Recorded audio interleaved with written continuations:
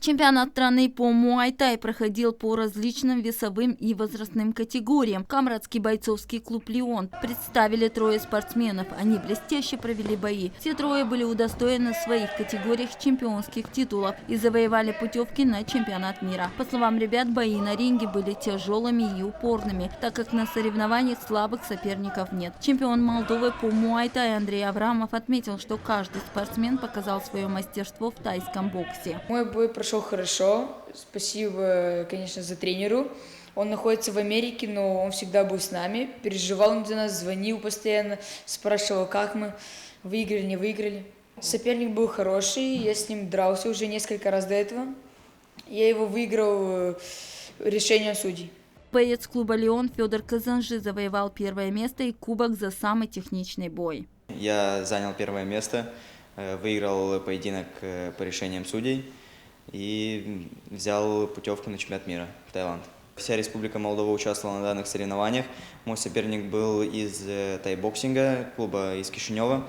Он уже возрастной боец, ему 22 года. И мы с ним показали очень достойный и хороший бой.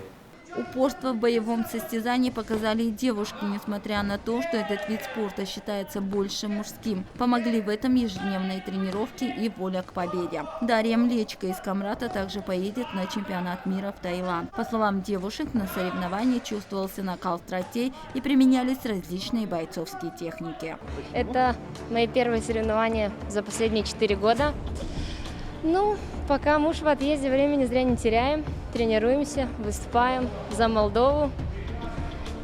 Я вообще сама с Беларуси, но сейчас, как вышла замуж за представителя Молдовы, должна теперь отстаивать Молдавскую республику.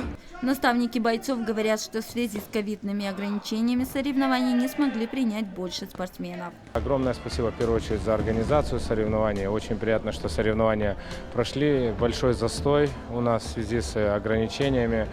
Команду представляли только 5 спортсменов, учитывая, что нам дали квоту на 5 спортсменов. В связи с ограничениями побоксировали, выбрали самых ребят, которые предсоревновательный старт есть по кикбоксингу. Мы не профилируем по муай-тай, но с радостью принимаем.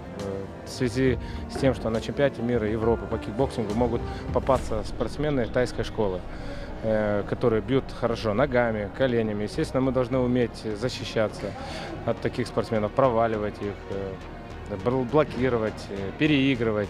И это огромный опыт для нас.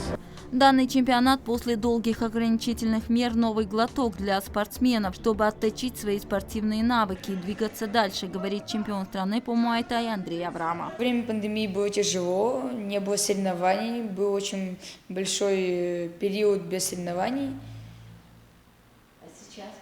А сейчас уже лучше, появилось много соревнований, начали более усиленно готовиться. После триумфального выступления на чемпионате страны по тайскому боксу наши ребята продолжат усиленные тренировки и в полной боевой готовности в составе сборной Молдовы поедут на чемпионат мира в Таиланд. Зинаида Канцер, Сергей Георгиев, Алексей Герчук, ГРТ Новости.